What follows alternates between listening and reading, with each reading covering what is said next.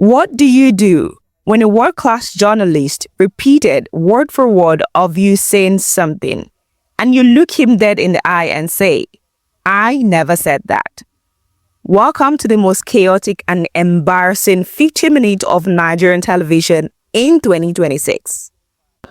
President Tinubu's aide, Bwala, went head-to-head with the deadly fact-checker, Mehdi Hasan, on Al Jazeera. And let's just say, it was a massacre. From comparing London to Nigeria to the miraculous glass of water, we are breaking down the 5 most ridiculous moments and the blatant contradictions that have Nigerians screaming out, "Sack him." The biggest theme for this interview was amnesia. Mehdi Hasan came armed with receipts from Bwala's time as Atiku's spokesperson. The militia claim Hasan quoted Bwala saying in January 2023 that Tinubu created a militia to corrupt the election.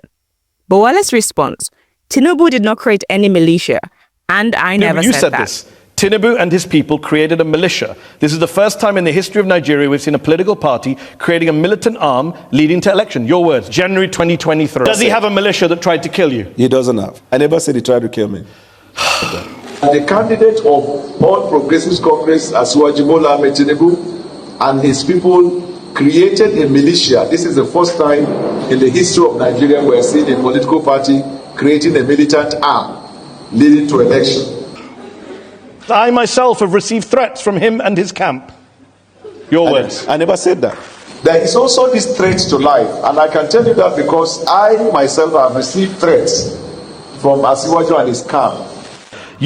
The bullion van gist. When Hasan brought up Bwala's past comment about suspicious cash movement into Tinubu's house, Bwala hit him with the same line. "I never said that." Small problem here, Daniel. The internet never forgets. Within minutes of the interview dropping, Atiku's camp released old WhatsApp message and videos showing Bwala actually begging them to report that Tinubu was threatening his life. Talk about being caught in 4K. In 2019, 2 armored money trucks, bullion vans, were seen going into his house, coming out of his house. Where did that money go? No. Point, did you see the money? Or those who reported, did they see money inside the bullion van? Was there no money in the bullion vans? How am I to know? You said it was money in the vans at the time. I never 2023, February. You how could I have known it's a tragedy that I know your words better than you do. There is only one person in Nigeria who is alleged to have moved money through bullion vans, and that person is the presidential candidate. You said that on February 17th on Channels Television 2023. Thank you for notifying me.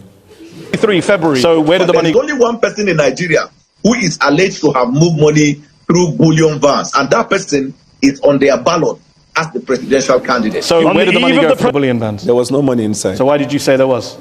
I said there was no money inside. But you said at the time you said he's the only person to have moved money in bullion vans. When did I say that? What was the event? Now, this is where it truly gets ridiculous. When Hasan pressed him on the skyrocketing kidnapping and insecurity in Nigeria, Bwala tried to play the global problem card.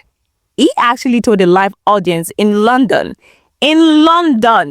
that there are part of London where you can go in the evening. Sir, we are comparing Peckham at night to bandit taking over whole village in the north? The audience literally laughed out loud.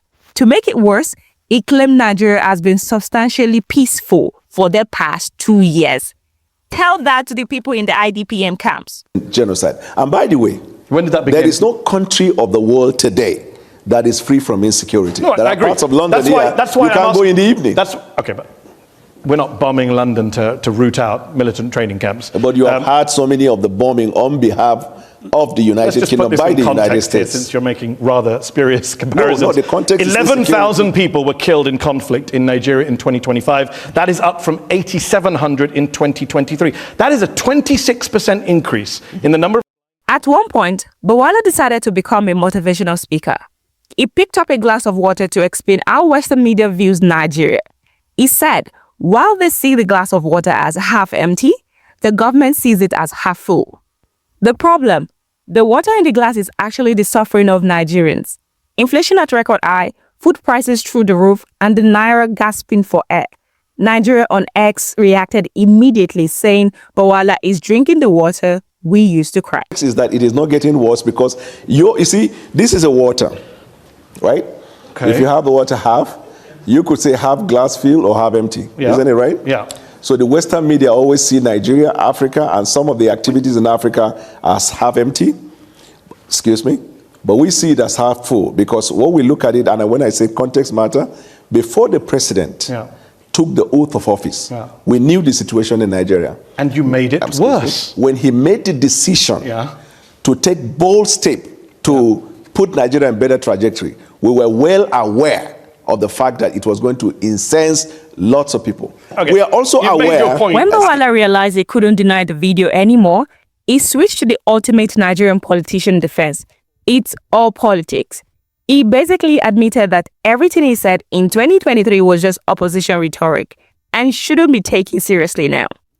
This raises a big question for top Niger Life fam. If his word did not matter then, why should we believe him now? Bwala says he's ready for part 2, but after this outing, many are wondering if he will even have a job by Monday. Was this a masterclass in defending the undefendable or a national embarrassment? Drop your thoughts below. Is Bwala the best man for the job or a mercenary as Atiku Camp claims? Subscribe to Top Niger Life and I'll see you in the next deep dive. Be safe out there.